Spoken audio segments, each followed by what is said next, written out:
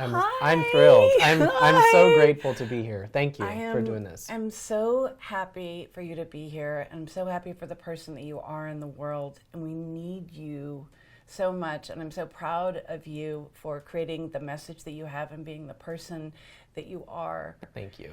It's mutual. So I want to just be able to kind of play with you and explore and get your thoughts on this concept that different is better than better. I love it. And you've heard me say that before. You know, it's good to be better. It's good. Better to be different. That's right. So let me ask you about when you think back on the course of your life. Different doesn't always feel good. Different can take, and there are a lot of other adjectives. If you say to somebody, your haircut's different, it can have a lot of connotations. It can have a lot of connotations, especially depending on what's happening in space. how humid it is outside. Right. Yeah. And as a little kid, if the teacher says about the child, oh well, they're different in the way they wrote that essay. That's kind of like the most improved award. It doesn't specifically say what they are. Right. What has that experience been like for you of a time maybe in your life when you were labeled as different or you felt different?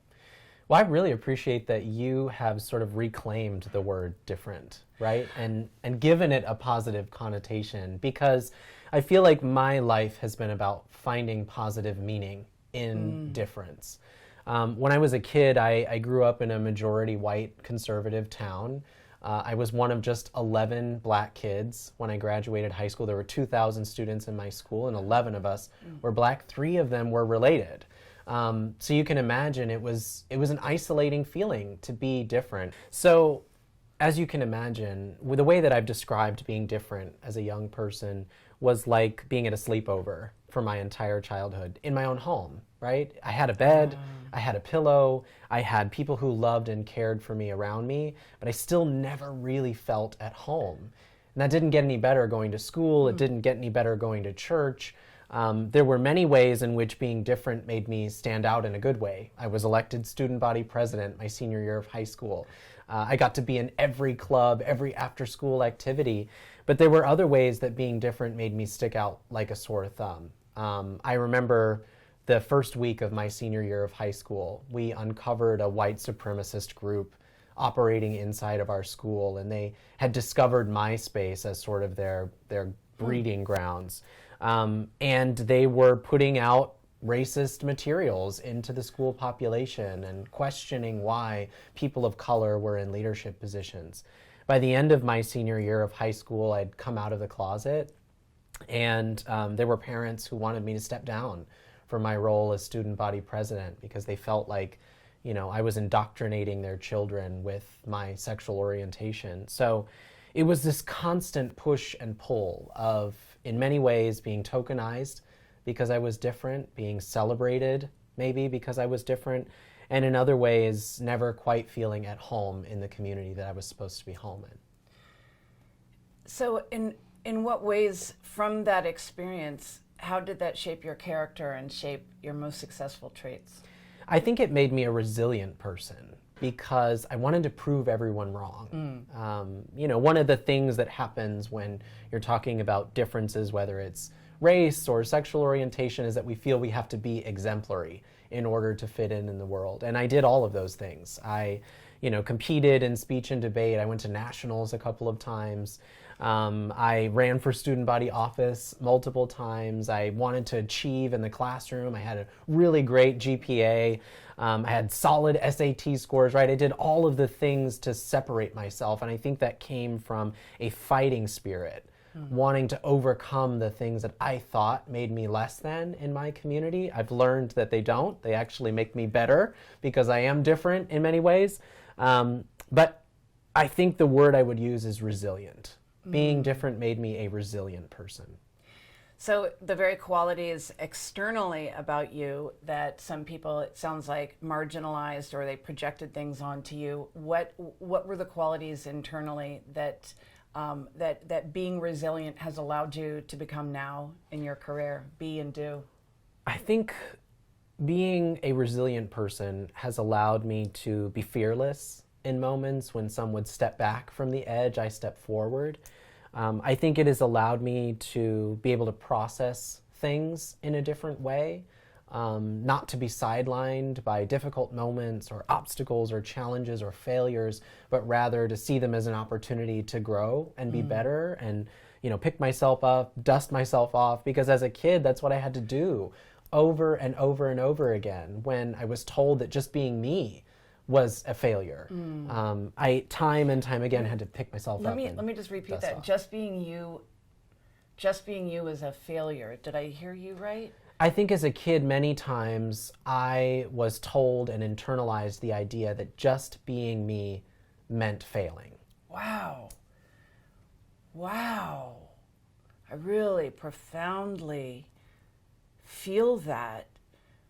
And I think in some ways we all, in various ways, we all kind of get the message that part of us is broken and that we have to fix ourselves and that we're not going to be good enough until we fit somebody else's idea or pattern or expectation of who we should be. That's right. Yeah, I found myself as a young person constantly trying to fit into the boxes that other people had created for me. You look at like a census form and there's check boxes for your race, for your gender, for your age, right? And you have to fit into those boxes. And I spent so many years trying to fit the checkbox that was least offensive to the people around me. Which identity did I morph into depending on the situation I was in? And it wasn't until much later in my life that I could begin to understand and articulate that being all of me is actually better than only being the checkbox version of me, right? And so that's why I really appreciate that you have reclaimed the word different, because it doesn't mean failing. It doesn't mean broken. It really does mean better. It means that when I'm all of myself, when I am fully different, I am the very best version of myself. I have never thought about the word reclaiming with the word different, but it's so significant because there's the implication of different means that you have to have courage to be able to stand forth. It means that you have to be able to be unafraid to soften the edges, and that you have to be doing more of who you already are, which is a way that you described about being resilient. Yeah. So let's fast forward a little bit. Okay. Now, when you took the fascination advantage, you're the maestro. I am. And yes. Brandon, as the maestro, that means he is ambitious, focused, and confident, and that you looking here, we can see Brandon is a natural leader. Now, I mean, come on, raise your hands. I do my best. Based on the conversation we've been having. I didn't even know about the student president thing. Yeah. A crowning achievement. Wow, I was actually elected every single year of high school to a different student body office. Oh my God, you know what? Makes a lot of sense now, doesn't it? I'm so glad you're here. Yeah, Thank you. definitely. You make decisions easily, reaching conclusions quickly, and then taking action. Yes, that's very accurate. And that you have a strong will and driving force behind your goals, and you have the internal horsepower to be able to achieve those goals. Yes. Can you give me an example of a time let's fast forward from even just the last year or so. When have you had to be that leader with horsepower who's resilient and a problem solver? Every single day. When do I not do that? I you know what I think is beautiful? The work that I do now, full-time advocating for LGBTQ equality. I do a lot of work for LGBTQ youth on the side because I have lots of time for that. Yes. Thank you. And I do a lot of work in the gun violence prevention movement. I wear a lot of different hats, but I think what's been beautiful is, and certainly after taking the Fascinate test, so thank you for helping me discover bits and pieces of my own style. It's really allowed me to lean into those qualities that make me different from other people on the team, right? And I was sharing this with you over lunch the other day, but our team has a lot of dreamers. Our team has a lot of people who think big. They like to brainstorm and pitch ideas to each other and share tons of information. And we don't always walk away with the list So how are we going to do it? We have huge ideas. Yeah. We're going to take on the world, but what are we doing? Like, what's next? And I feel like that's the place where I fit. So very frequently, we will be tackling a huge problem. We're dreaming, we're thinking of the stars here. We want 12 press conferences. We want the president of the United States in our backyard giving a statement. Like, it's all the things. And my role on the team is to say, I love all of those things. What's the plan? And who's going to tackle what pieces? And how can I keep the momentum going? I feel like that's been invaluable in the movement, and I'm really excited to continue to lean into those things. Not shy away from them like I might have as a kid, but instead lean into them. So what adjective, I challenged you, I said, give me an adjective that describes what makes you different and therefore makes you better. Yeah. Well, you started this by saying different can be polarizing, right? Yes. It has different connotations. And so the adjective that I chose is also a bit polarizing to fit the theme, and it's uncompromising. I think in many ways, if you say to someone, let's imagine we're on a first date, and someone, okay, if you could describe yourself in one word, and I said uncompromising. I would be intimidated. You would say, I would go check and see if there's spinach in my tea. You would say, check please. You would say, totally. This is over. The first date is over. Yeah. But I'm reclaiming the word uncompromising because I feel like when I hear that word, and certainly when I identify with that adjective, it's because I'm unwavering in my values. I'm uncompromising in what I believe in. I'm uncompromising in my faith in the goodness of humanity. I'm uncompromising in my demand that we treat each other with a level of dignity and respect that we deserve. Those are the things that I don't compromise on, and I think that being that way sets me apart from others and is a strength, not a weakness. So uncompromising might be polarizing, but I'm reclaiming it. And you know what I love about uncompromising is because we live in a world in which there is so much compromise in the worst possible ways, not to reach agreement, but to fragment and marginalize. Yeah. And it's a self-serving compromise. It's a compromise of values, a compromise of integrity and honesty in order to amass power, wealth.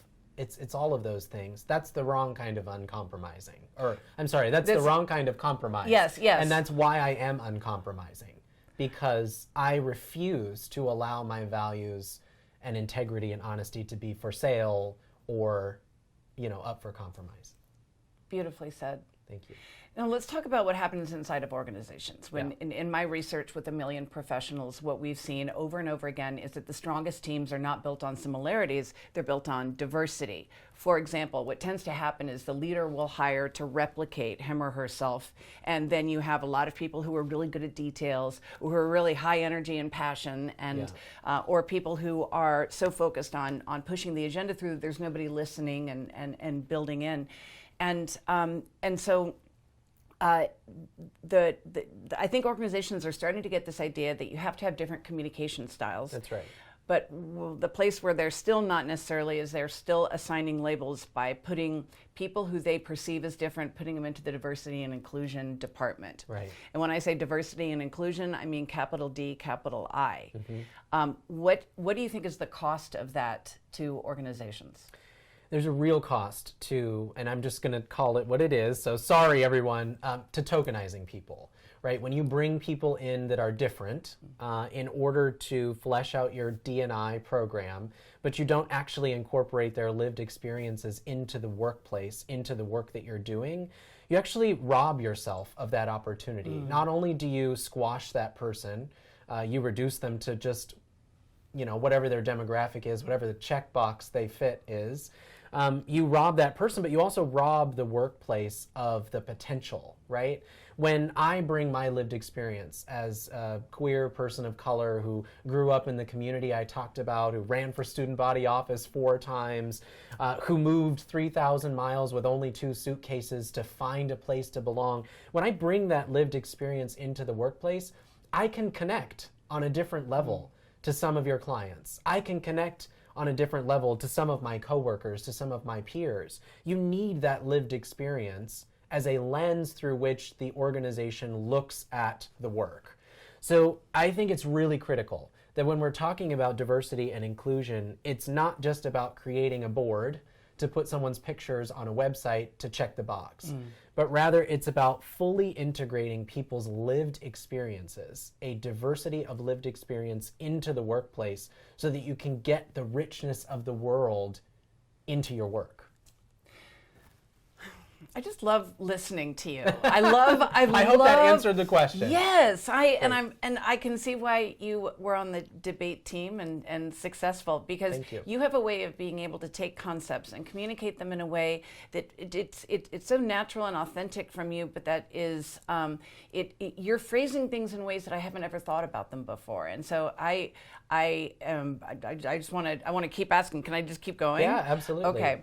So, what do you find happens with our youth when different is labeled as a stigma? What happens for the community and for the individuals? Well, it's detrimental. In the same way we talked about it being detrimental for organizations and businesses to reduce people to a checkbox. When you tell a young person that who they are is something to be overcome, it's an obstacle, it's a disability, right, to be who they are, the first thing that they do is try to squelch it. They try to squash that part of themselves, because we all know what it's like to be young, and one of our primary focuses is finding a way to fit into the world, finding a place to belong, right? We wear the same clothes as our classmates. We always want that pair of sneakers that somebody else had because we want to fit in. We so desperately want to be a part of society. And when you ostracize a young person for something that they cannot change, they try to squash it. And in turn, you are then robbing that young person of an opportunity to explore their authentic selves, to be the best version of themselves. I told you that when I was a kid, the moments when I was the best version of myself is when I learned to understand that different didn't make me less than, right?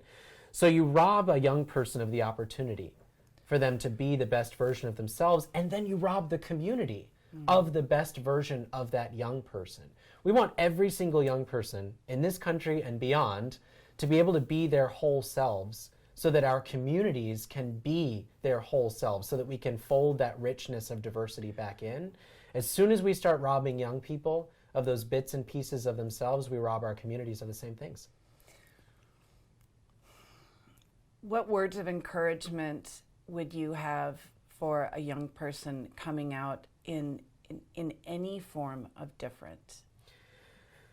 I've thought often about what I would write to young me if I could, because there was so much trauma and turmoil and pain being me as a young person.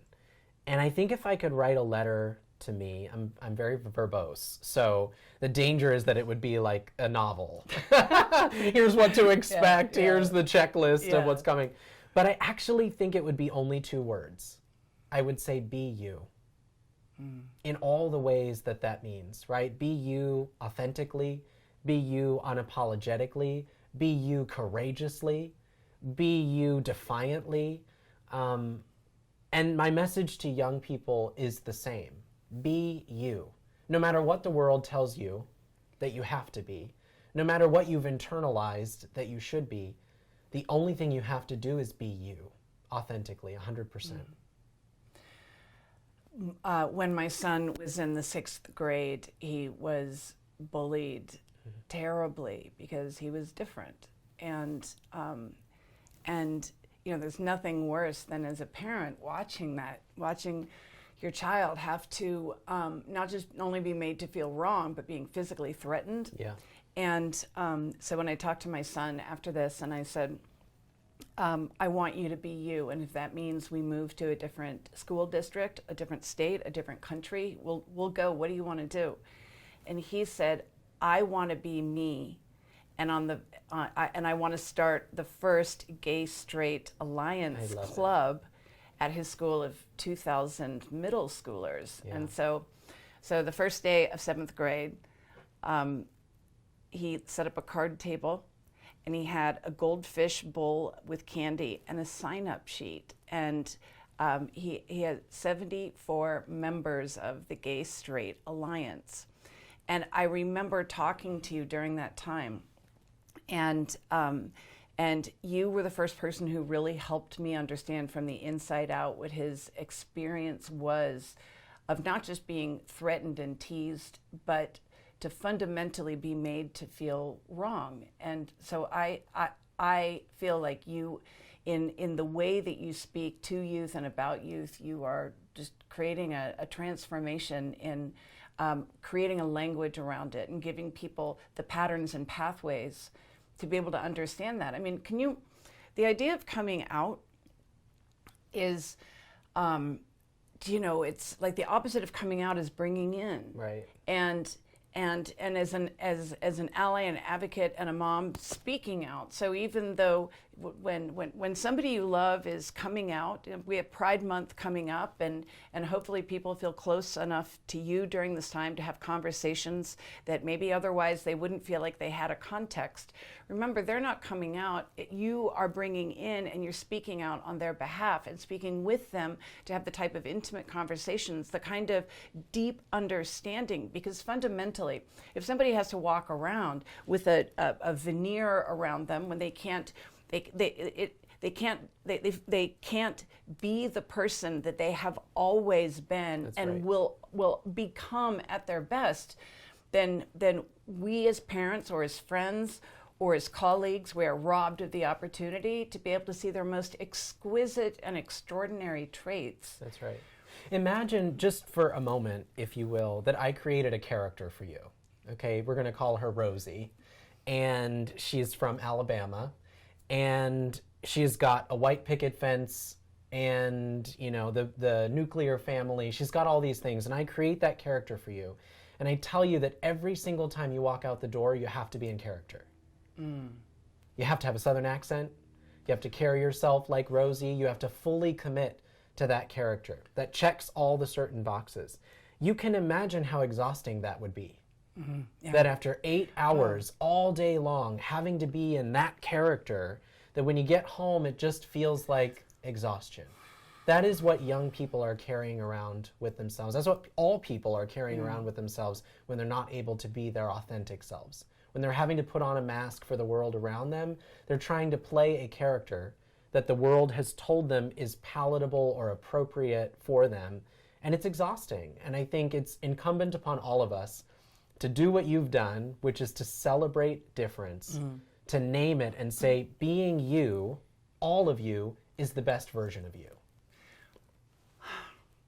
Like when I feel myself when I listen to what you're saying and I really take it in, I feel myself like relaxing and stretching and good.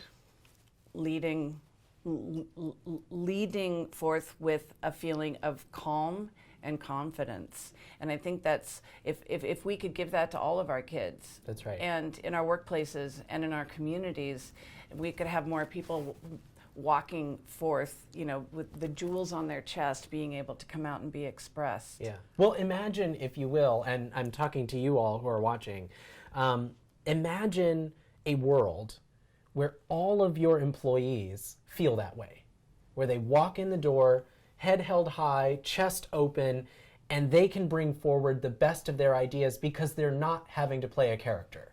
They don't have a mask on, they're not carrying any weight of the world on their shoulders. They're able to be themselves really, truly, authentically. Imagine the kind of creativity you can cultivate.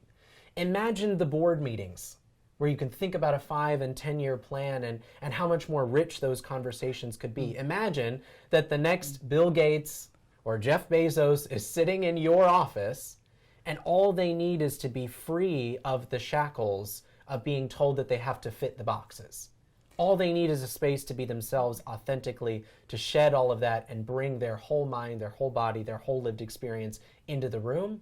I think the possibilities are limitless. Their possibilities are limitless, and sometimes when we think about this, when we think about differences in the workplace, we think about giving somebody else a shot altruistically, when what you're describing is exactly right. We grew up in a world in which we were told that we had to be better than, and that we had to, fundamentally, we had to compete. Who was going to be the best? And the problem is, if you're not the best, then by definition, you're and also ran. Right. There's only room for one person to be the best. And the problem is that when we incrementally try to battle it out in terms of scores or popularity or attractiveness, or in the workplace when it comes down to who can do their timesheets the best, or, then it creates a brittle culture inside of the company, because it means that I am against you. That's Whereas right. if we can shift that, instead of thinking strengths, weaknesses, we can shift it over to differences. The benefit of that is that it allows every single person to be able to step forth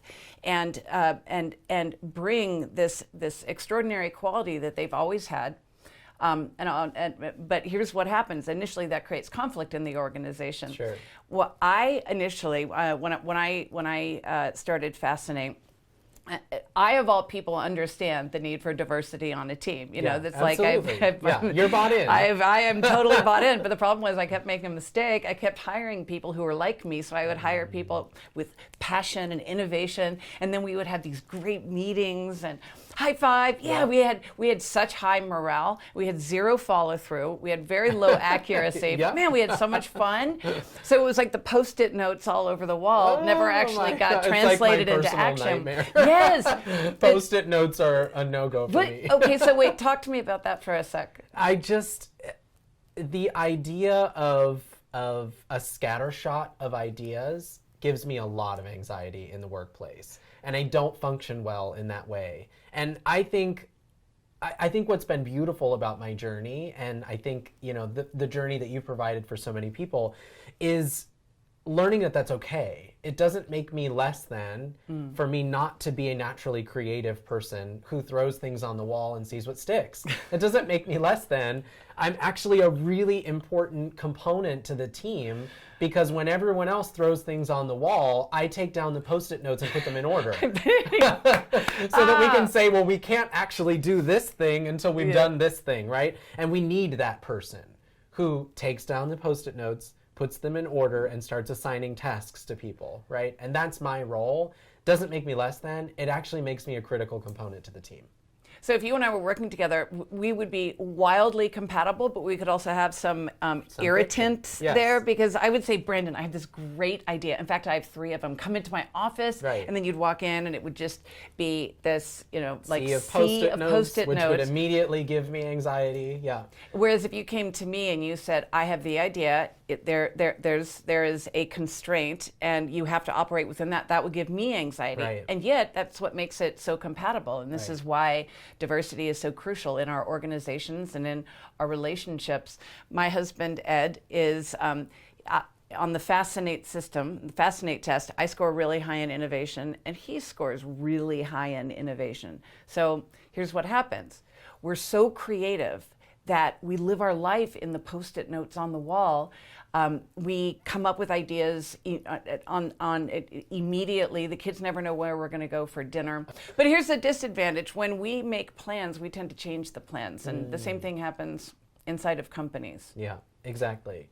And I think that's why, to your point, building a team that isn't diverse just to say it's diverse, but rather building a team that celebrates those differences, that welcomes them, that values them, that finds a place for each person to blossom depending on their style. That's a workplace that can really get stuff done. And I've seen it working past the friction, because we sometimes have that on our team. When I'm on a call with all the brainstormers and all the innovators, and I'm the only one who's like trying to constrain things, it can be tense. Yeah. There can be friction, and I can feel frustrated and get a little bit of a headache. I think I've been on those calls with you, and I've probably been the one who... And I stay quiet because that's not my forte. But what I do is I know ahead of time, because I know my team, right? I know my peers and my colleagues and my community. I know when I'm getting on one of those calls. Okay, so Brandon, we have talked about how different is better than better. What is one step that all of us can do to identify what makes us different so that we can apply that? That's the sort of the $1 million Fascinate question, isn't it? I would encourage everyone to take the Fascinate test, because that helps to begin to find the adjectives and the ways to articulate difference. But I think it's about knowing yourself, right? And it's about being willing to sit in the quiet space and think about those moments of tension in your life where you've tried to fit the box and couldn't make it work. What were those moments of tension where you felt like you were supposed to be something else, but you just couldn't bring yourself to be that? And why? What was the thing that made you different in that moment, and how can you learn to embrace it rather than push it away or try to mold it into something that's palatable for the rest of the world? You see why I love him, right? Okay, to be Brandon, I always love seeing you, and it's so wonderful to be able to watch all of the things that you are accomplishing and doing and creating.